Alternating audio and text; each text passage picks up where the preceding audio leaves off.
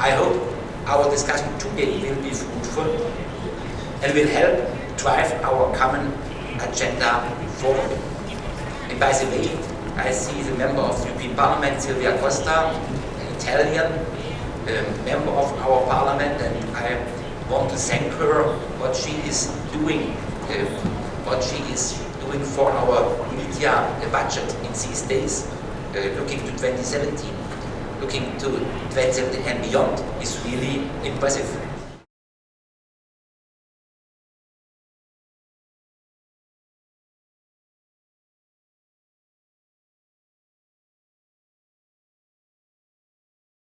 In fact, I am very committed on this approach, not only as culture, as an area or as a silos, but as a dimension that has to cross any policies in Europe.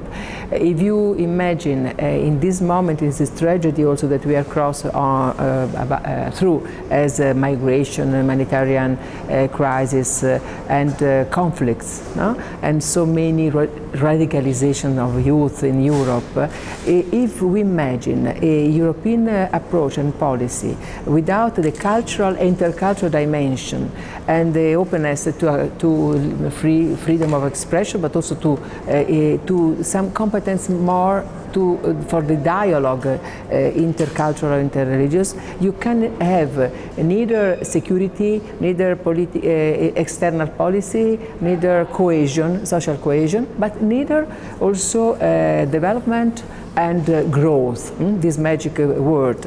And so now the awareness on this, for me, is is growing up also inside the Commission, because at the beginning of the program, of Juncker program, the word culture was not mentioned. We asked to insert culture and education as a priorities.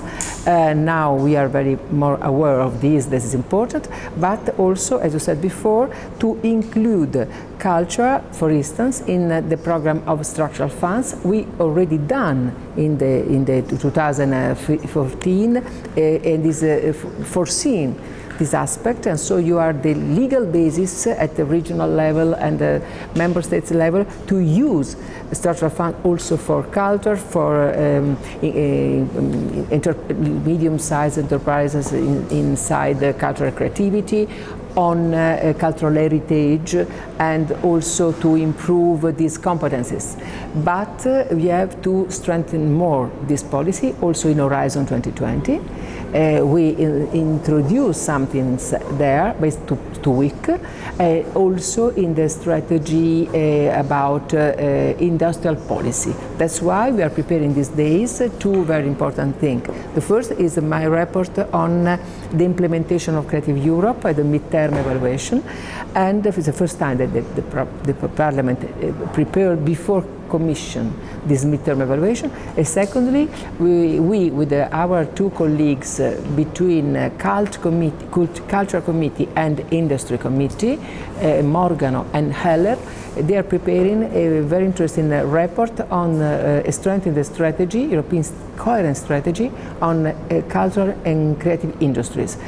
And on the other hand, I am working as a rapporteur in this occasion with Brok, this is the chair of a Foreign Affairs Committee in the Parliament, to the fantastic important communication by Mogherini and other commissioners on a new culture diplomacy by Europe.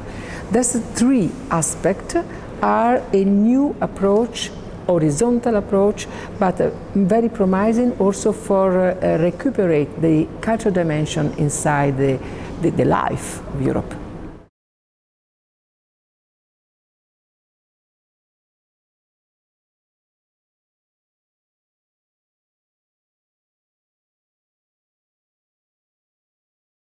We have to remind, first of all, that also in the treaty is written in a very clear way that the basis for the intervention of Europe on cultural matters are on two specific and basic areas and pillars.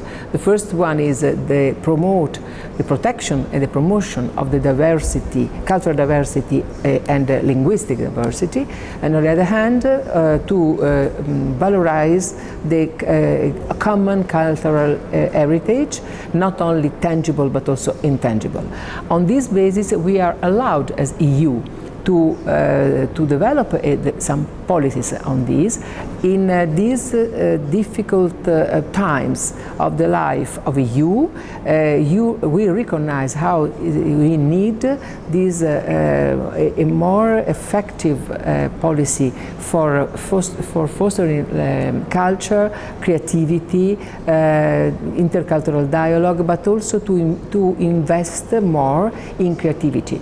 If you imagine that the mostly of the entrepreneurs in enterprises in Europe are based on intellectual property and copyright, we are very aware that this is the basis also of competitiveness of Europe in the world, but also that is the basis to defend against homologation, cultural homologation, and to preserve the cultural diversity. And so we have to be more committed on this also and even in the digital era.